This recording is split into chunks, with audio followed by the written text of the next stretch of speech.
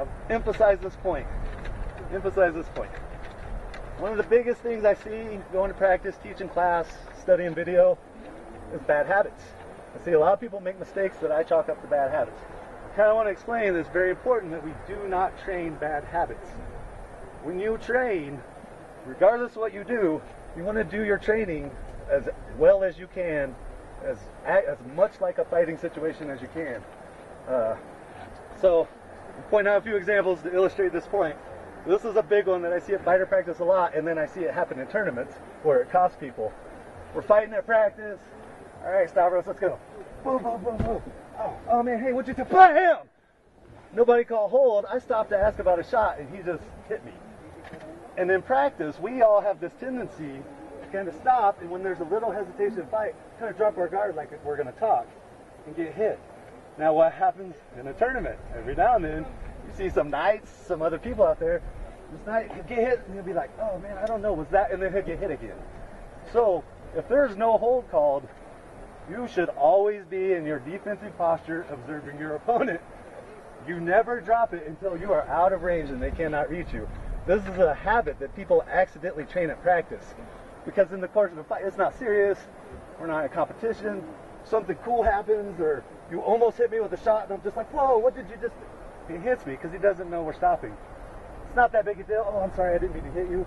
But what you're doing is you're accidentally getting repetitions of that without thinking about it. And when you get repetitions of something, you're training. So keep in mind that accidentally doing these things are going to cost you at some point. And even if you save one loss in a tournament, it's worth putting time into it.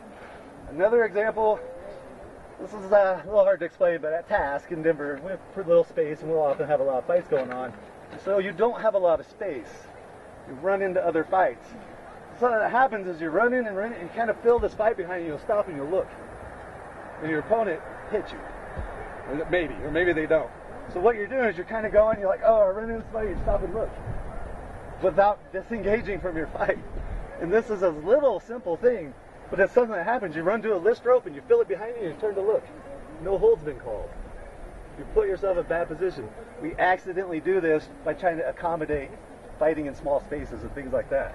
Another thing to kind of be mindful of. Another one is, okay, you're calling a shot good and dropping your guard because your opponent didn't hear you. And here's one I really want to emphasize, people don't agree.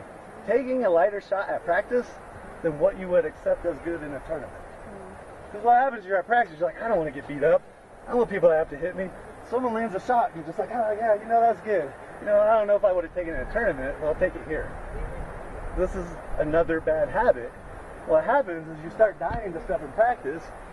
Dude goes to fight you at practice, kills you with these shots on Wednesday, goes to an event on Saturday, hits you with the same shot and you don't take it. What does that make you look like to that guy? Really is going to make him go, how? Dude, you're being a jerk, you're being thick, you know.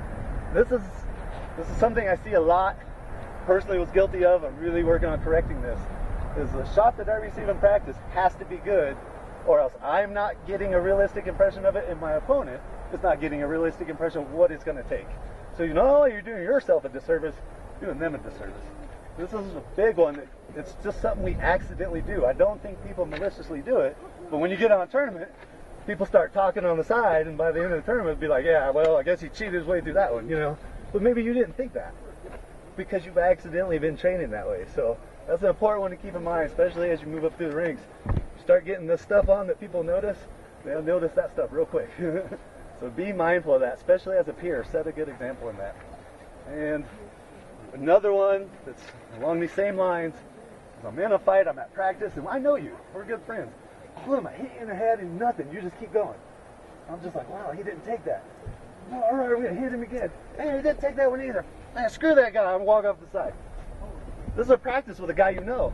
Now you get in a tournament, you're fighting someone you don't know, you do that, you get angry. Everybody sees that. Well, what happens is, at practice, you should stop. Man, he didn't take that. No. Hold. Hey, man, what'd you think of that shot? Because maybe he's just like, oh, I didn't even notice. Let's talk about it.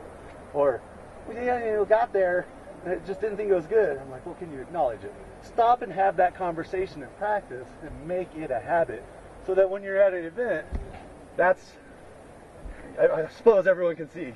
the people are going to have a way better opinion of the guy that's like, oh man, hey, let's clear this up, as compared to the guy that's throwing his helmet off and storming off the field, right? And that's a thing that we can fix if we just kind of think about having these conversations in practice and not letting it get there, especially with people that are probably our friends, right? But the key is you will do that, you do that enough, and then you start doing it everywhere. You make it a habit. Keep that in mind. Don't make that a habit.